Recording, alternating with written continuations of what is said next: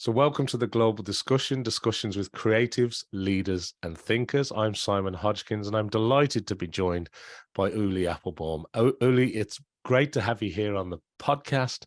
And let's begin because I want to ask you to tell our audience a little bit about your journey and all the wonderful things that you're involved in. So over to you.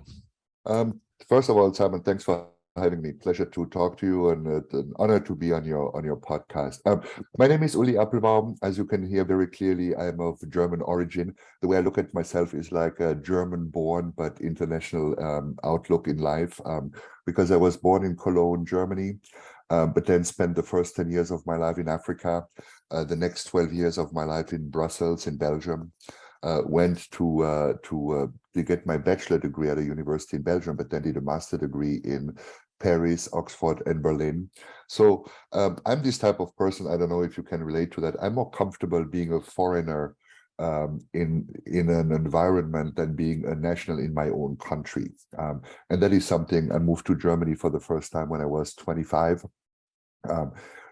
Studied, finished my education there, started to work there for a few years, and all of a sudden it was this, hey, they're all like me here. I'm more German than I always thought I was. And I have this friend who has this theory of, when you are a foreigner abroad, you are 27% more intelligent and 19% more attractive. And I don't know if the percentages are correct, but I think what's the truth behind it is you feel special, right? You have an edge over everyone else out there. And so 20 years ago, I moved to the United States. And as weird as it sounds, I've traveled around the world. I've lived in some of the biggest cities in Europe. And I've really been sort of like a product of all these different cultures. And my dream was to live in an American suburb in a nice little house with a, cliche picket fence and raise my children here. So I went to this business school in Europe, as I said, and all my colleagues there wanted to go into finance, Hong Kong, London, and these kind of things, or into management consulting, work for McKinsey, BCG, and all these big consulting firms. And I always had this passion for people. And when I was young, when I was a student, I read Positioning by Trout and Rees, this classical book that created this whole movement around positioning. And I fell in love. So my career was mainly spent in the account planning department or strategy department of some of the large agencies, first in Europe and for the last 20 years in the US. And 7 or 8 years ago, we were living in Chicago, we were living in LA. We decided to move back to Minneapolis, where my wife comes from. And, I decided the best way for me, so it was a lifestyle choice. So the best chance for me was to start my own business, which I just then did, and starting a company called First the Trousers, Then the Shoes, which is all about strategic consulting, but with a creative twist, which is the logic behind the name. And I've been doing that for the last 8 years. So I'm driven really by helping people or organization position themselves, find the clarity of positioning brings, grow their business, and all these kind of things. And, because I saw gaps in the market of what I had learned in my career, I started to write a set of method cards that help you guide your thinking when developing positioning platform. I started to write a set of insights card that explained what an insight is and how to get there. And then earlier last year, I wrote a book called The Brand Positioning Workbook, which is basically a how-to guide on how to develop a brand positioning platform, because I didn't see this in the market. There are like over 200 books in the market. They're all about, personal branding, branding of financial services, but it's the same content rehashed and repurposed, with different words and a different twist. But at the end of the day, it doesn't tell you how to do it, and it doesn't help you. So I decided to write this guide, which was end of last year. So here we go. I'm on my little journey, towards promoting an understanding of positioning, helping companies build their own brands and their businesses, and living in my little suburb in Minnesota, and enjoying life with my wife and my 3 children. So here we go. Here you have the summary. Well, that's wonderful. Thanks for sharing that journey. And I know you mentioned a few things there that I want to just jump in on. First of all, I love the name. First the Thank trousers, you. then the shoes. It's such a great name, and you've used the word twist a few times, and it adds Hmm. that little creative twist, doesn't it? Hmm. I think that's wonderful. And I know from your agency work, whether it's working at sort of some of the biggest ones in the world, you know, the Ogilvys, the Burnett's, the Hmm. BBDOs, you know, and you've won a lot of awards too.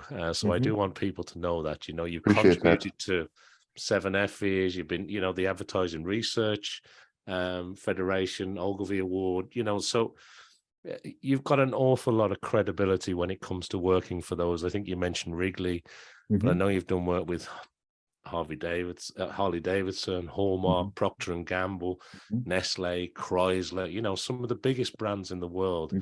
that you've been working with and on from that sort of marketing consultancy, brand Hmm. positioning perspective. Um, Hmm. so I suppose my question then is, with the book, let's talk about the book first, because Hmm. obviously that's sort of relatively new. Hmm. Um, what made you, what was it, just the gap in the market that made you say, look, I think we need this? And how did you find the process of putting that book together? So good question. So the interesting thing is serendipity. How do you call that? Plays a Serendipity, big, yeah, thank you, yeah. plays a big role in your career, right? So I got really lucky to work in some of the tier one agencies with some of the greatest, smartest marketing people around the world. I'm tremendously lucky to learn from these people. And when I learned, and the beauty is I've been in the business for over 25 years, Simon, I've probably made every mistake in the book, whether it's management mistake, marketing mistake. I mean, literally, I should have written a book of like the 600 million mistakes I've made in my career and why I turned out good, or something like that. Maybe I should write that book. And throughout my career, I've always learned, each company, P&G has a way of doing things. Wrigley has a way of doing things. Leo Burnett has a methodology they use. BBDO does. But what was missing for me, and those are all great learning tools. So you apply them, you develop strategies for your clients, positioning platforms, whether it's global or local. But then when you look outside in the market there, you don't see anything that is available, easily available, unless you pay, $3,000 for a training workshop or something like that.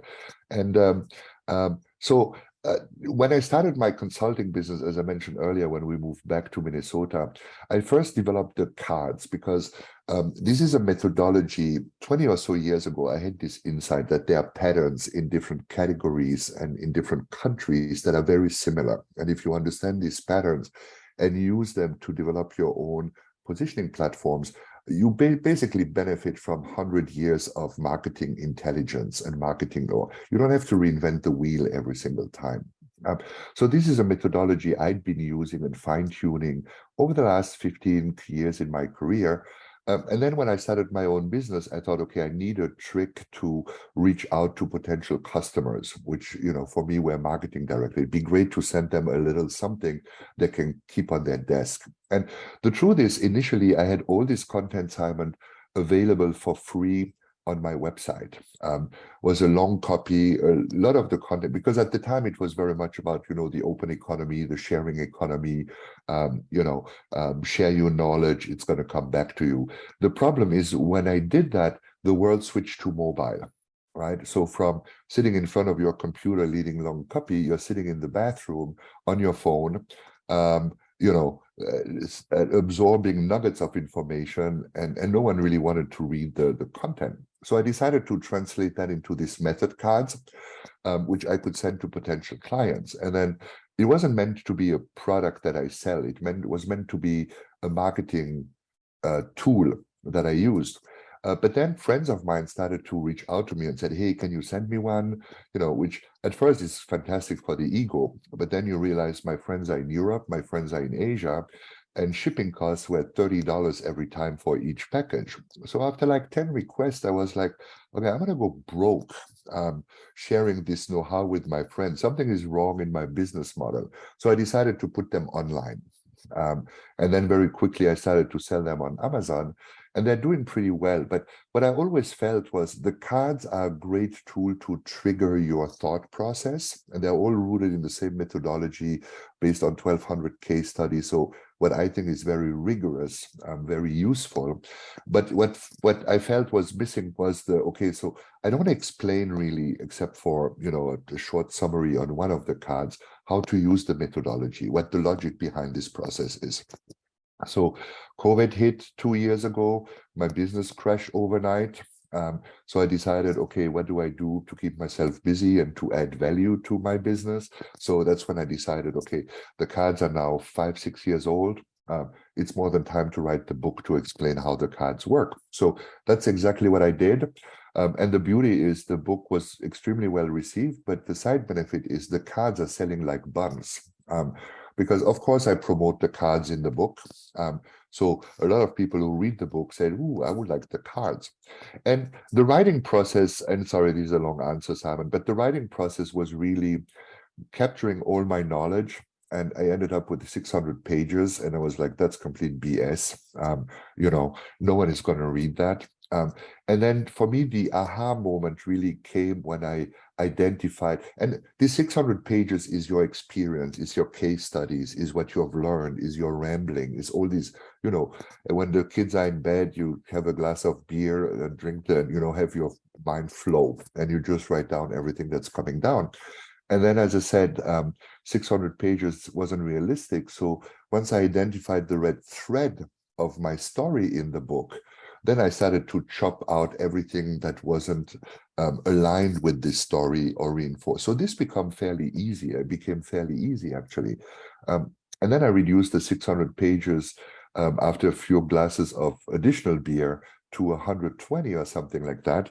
But then, because it was self-published, I also got a very professional editor that had 20 plus years experience working for big book publishers and stuff like that. She helped me edit it to make sure, what I've learned in the process is when you write, it changes slightly your tone and your rhythm. So what she did is she made sure that every chapter used the same style, the same rhythm, consistently, so that you read this thing and don't think 6 people wrote this book. So she helped me tremendously with that. Then I had a designer in Estonia, actually, who helped me design the book and make it ready for, Kindle format is different than an Amazon published format. So she helped me put all that there. And then I launched it, and I launched it first in my immediate circle of influence. And, when you launch a book, it's like a baby, right? You're like, okay, I'm going to embarrass myself. People are going to say this sucks, or, this is so obvious.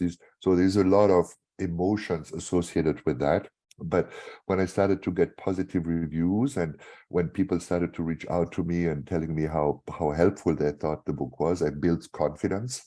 And then I decided to hire a publicist, a fantastic person who just helped me, get the word out on the book. So again, sorry, very long answer to your question, but I hope I covered all the elements it was of your good, because question. I wanted to hear about the process of writing it, and it's helpful for people to hear about hiring the editor, hiring the designer, because what you were doing, you were mentioning earlier, 600 pages, and then you had to distill it down, and people are getting that distilled knowledge that's been compiled over decades. And also maybe a little bit of necessity in there came through, because, COVID hit. You're not flying around the world visiting these international clients because everybody's grounded. And, what a great time to launch the book. And of course, building on the cards, it is incredible to see how they're now selling like hotcakes again, you were saying, because they're mentioned in the book, but they're also grounded in 1,200 case studies. Yes. This is solid stuff when it comes to brand positioning. I mean, this is a masterclass, if you like. Thank you. Thank you. So no, thank you for sharing that. I do appreciate that answer. Yeah, and just to build on that, sorry, real quick, that's why I call it a book, right? So it's not Ulli's vision of brand positioning 3.0. What I'm sharing in this book, it's tried and true methods proven around the world that help build brands. It's an amalgamation of all the training I've received in my life. And the biggest compliment I get for the book is, first, the question is why are only 110 pages? Is because that's the smallest number of pages I could condense it to. But what I'm hearing is, it's a no BS book, lots of useful tips, lots of practical examples. So it's a tool. That's what it's meant to be, which was my objective. 100%. I couldn't agree more. The other thing I wanted to ask you, though, before we move on into a slightly different direction is, as well as the cards and as well as the book, and of course it's built on all this international expertise, but there was also a family game, a popular children's game, which I wanted to raise because of the promotion within that of, I suppose, better tolerance and better cultural understanding. So just for our international audience, could you maybe tell me a little bit about that? I appreciate you asking this. This is my little baby side project. So these cards here, so it's a card, it's called the 26 most popular games for children around the world. It's basically, from a content point of view, it's really, I looked at the 26 different countries. I don't know what I have with 26, to be honest, because it's like 26, starting points for my positioning, 26 children game. Must have a special meaning in my life that I haven't figured out yet what it is. But I basically just looked at children, and I grew up in Africa in 3 different countries. I grew up in many different European countries. So I've played as a child around the world with kids from around the world. And what I've realized is, a lot of these games are very similar. And a lot of these games allow kids to develop social skills, motor skills, allow them to have fun. And a few years, I live in a biracial, bicultural household. So, having my children grow up in a mindset of the world is an amazing place, a beautiful place. It's not the world is not a place to be afraid of, which is a bit the American mindset. Everything that is outside the border is dangerous, it's going to hijack me or it's going to kill me. Which is very, very untrue.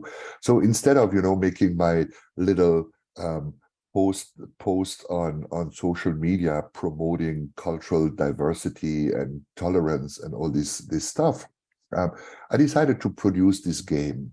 And this game is digital free, so it takes the kids away from screens. It doesn't require any accessories except for like buttons or rocks or a stick or something like that. And it was really my way to contribute a little bit to global understanding, promoting the the problem I have, Simon, is often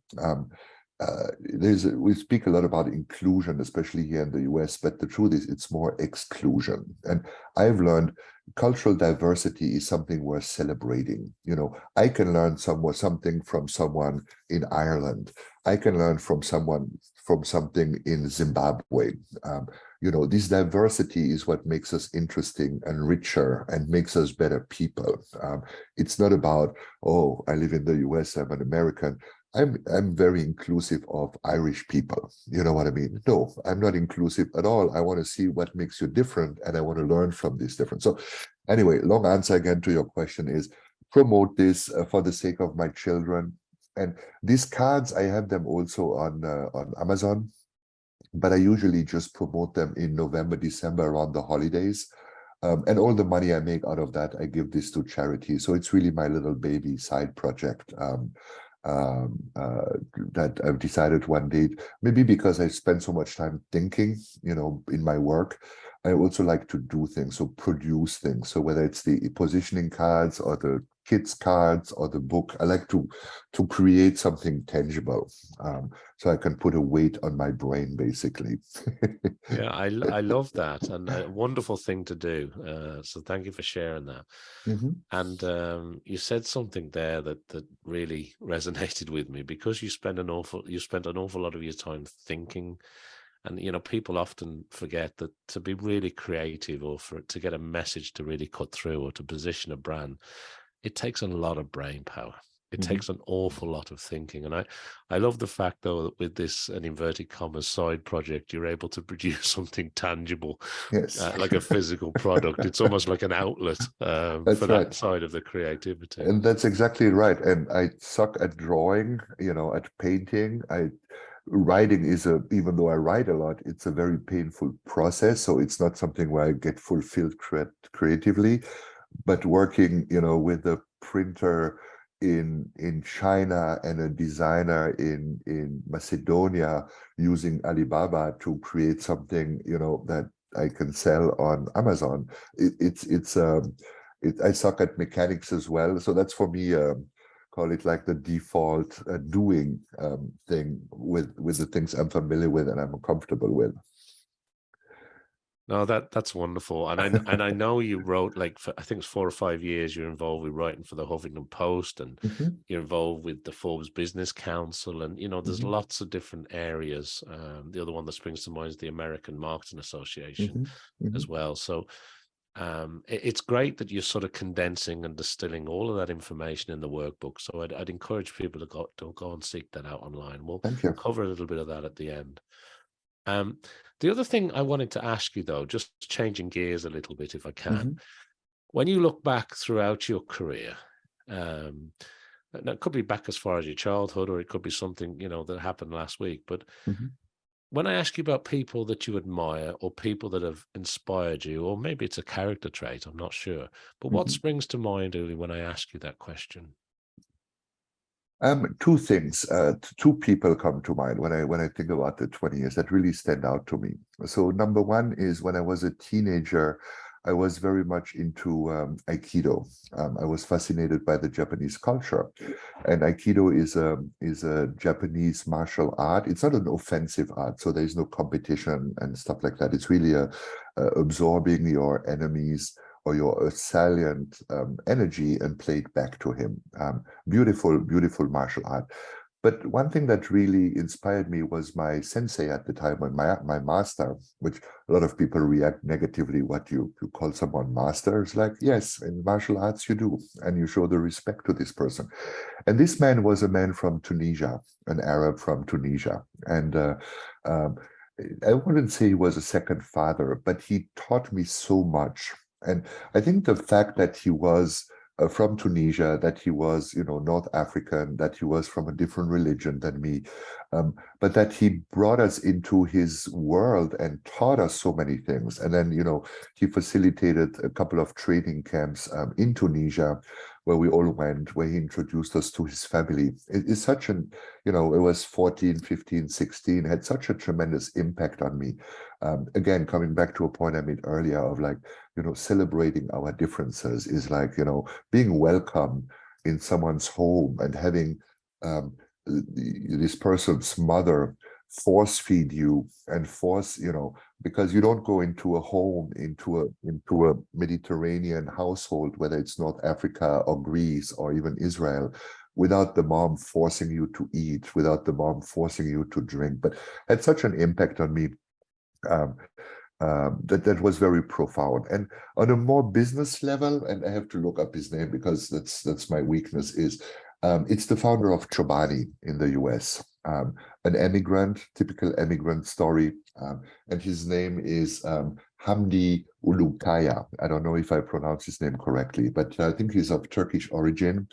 And he came and brought in European or Greek style yogurt, as they call it here in the US, which I would call European yogurt, and really revolutioned the American yogurt market in a bunch of few years. But what's amazing about him is he's genuinely, he gave part of his shares to his employees. No one asked him to do that. He's really purpose-driven without falling for the purpose buzz. That's available in the industry. So that's the type of people I'm like, heads up, I'm impressed. So I have my dog in the background supporting what I'm telling you.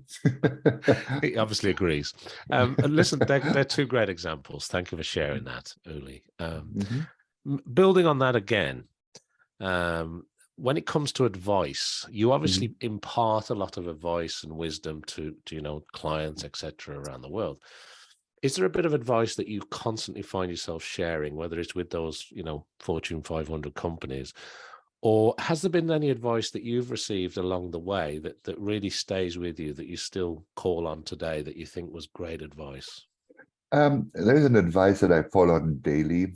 Um, that is not so much about helping you build brands, but it helps you navigate in the business world, which is resilience, which is the founder of the agency, the first agency I worked for when I moved to the United States, Fallon. At the time, Fallon McElligott was, one of the top 3 most creative agencies in the world. And so I felt very honored when they called me and hired me.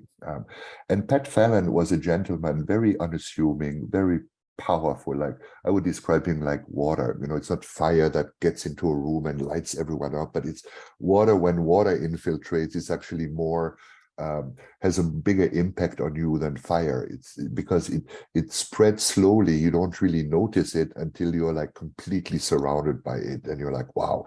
And Pat used to say, "It's not over till it's over." And it sounds stupid, right? And that was applicable to client relationship, to new business pitches, but it's applicable to life, in my opinion. And Simon, I've had so many failures and so many times I run, with the head against the wall, or I lost a piece of business, or I embarrassed myself in a presentation. And this notion of, you had a really shitty day, something went really wrong, get drunk, but then the next day, get up again, put your big pants on, and life continues, and come back the next day, either to work or to your life like you're just starting from fresh. So this resilience, this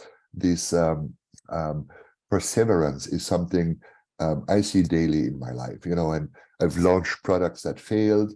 Well, tough luck. So, instead of pitying yourself, again, get over it and then start anew. So it's really this resilience in life, I think, makes you stronger, makes you better, and frankly makes you succeed down the road, And I see so many people right now blaming others for their misery, or saying, but it's so difficult, or, resilience is a negative word. Can't we find a positive word for that? It's like, no, it's called growing pains for a reason, growing, learning.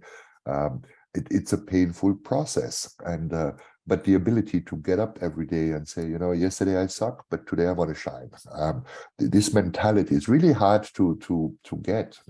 But that is for me sort of like the biggest sort of like learning, which I also try to teach my children, right? It's like they had a bad day, don't blame anyone else, get over it, and tomorrow we start anew. So that is, I don't know if it makes any sense, but that's for me sort of like a guiding rod in my life, in my career, in everything I've done, basically.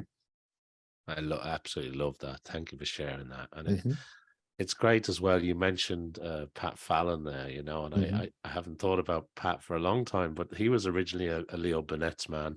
Yes, he was. And then I think he went somewhere else before he founded the sort of Fallon Worldwide, which was huge. Yeah. You're right. It was one of the big guys. And the thing that stuck out about Pat Fallon's story was that he often challenged that sort of Madison Avenue Mad Men concept, didn't he? He really championed sort of family beliefs and, that sort of fairness as much as you can, I suppose, in the busy world of branding and advertising. One of his big principles was indeed family as a business. That was part of the culture of the organization. Absolutely.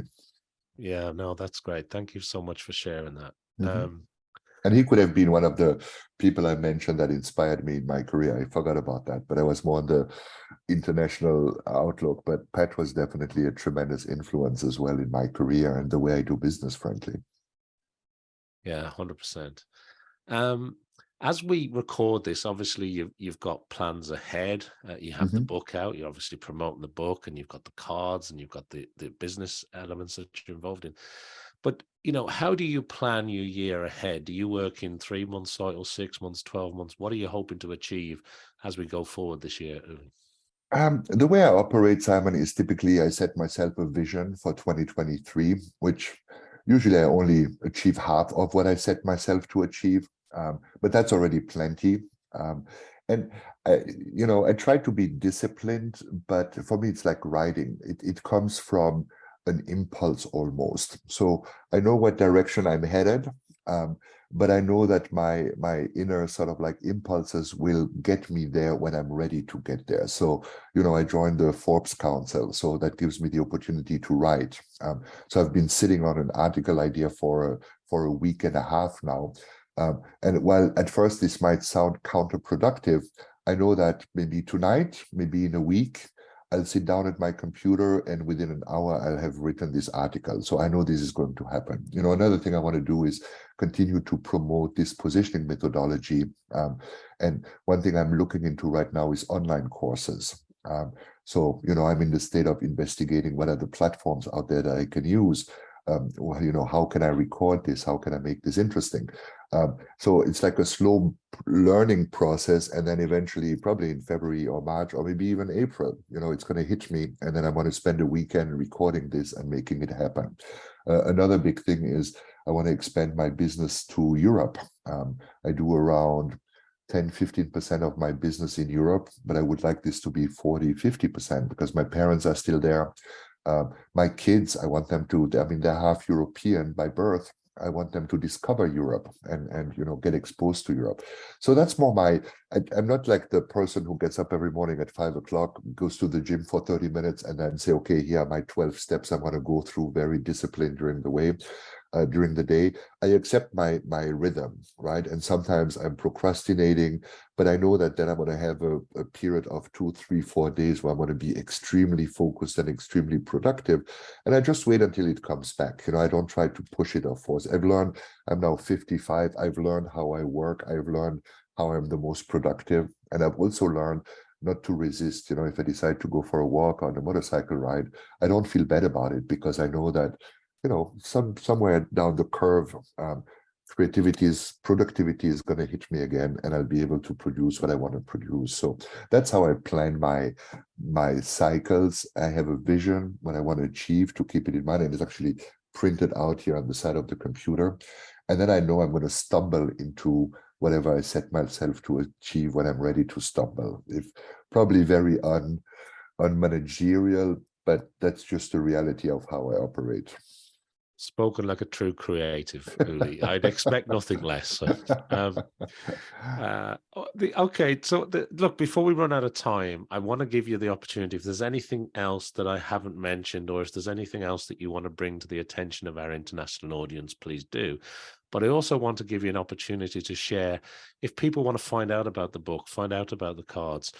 I think the online course would be brilliant. I mean, that will sell like hotcakes because people will certainly want that information firsthand. But if there's anything, how do people get in touch with you? Where do you want people to reach out to if they want to connect with you? Well, the first advice I would have is, or thought I would have, is don't hesitate to reach out. It's in this world of social media, it's easy to bombard people with spam, but and I get my spam emails 20 times a week as well on my LinkedIn inbox. But the reality is, sometimes people reach out to me and ask for advice, or read the book and have a question about the book. I love this interaction because then first I see who read the book, and then I see how valuable it is and how I can help provide advice. So that don't hesitate to do that, not only for me, but also, Simon, you're a fascinating person with a fascinating background. I'm sure you also get bombarded with requests, but I'm also sure if someone asks you genuine questions or wants some help that doesn't take 6 months of your time, you'll provide it. I think it seems to be your nature as well as mine. And the best way to reach me is Google me. I've written so much that it's probably going to pop up on your first page on Google, Ulli Appelbaum, or find me on LinkedIn. Again, Ulli Appelbaum, you'll find me there as well. Or you can check my work and the services I provide on firstthetrousers.com. So first-trousers-.com. Or of course on Amazon, type in my name, type in firstthetrousers.com, and my products will pop up. So I'm fairly, if I would want to disappear from the world, from the digital space, I think I'd have to pay a lot of money for a company to scratch all my digital footprint. I think that'd be a challenge. Well, that's great, Uli. Thanks so much for sharing that information with us today. And that, I suppose, that brings us nicely to the end of this episode with Ulli Appelbaum. So thank you, Uli. It's been an absolute pleasure to have you here today. Well, thanks for having me. A great interviewer, and I love what you're doing. So thanks for including me. Much Well, appreciated. you're very kind. Thank you. And listen, to everybody who's been watching or listening to today's episode, make sure that you like, follow, subscribe, do all the normal things you do with a podcast. We would appreciate it. And I hope to see you back here for more discussions with creatives, leaders, and thinkers. So thank you, Uli. It's been an absolute pleasure catching up with you. Pleasure has been mine. Thank you, Simon.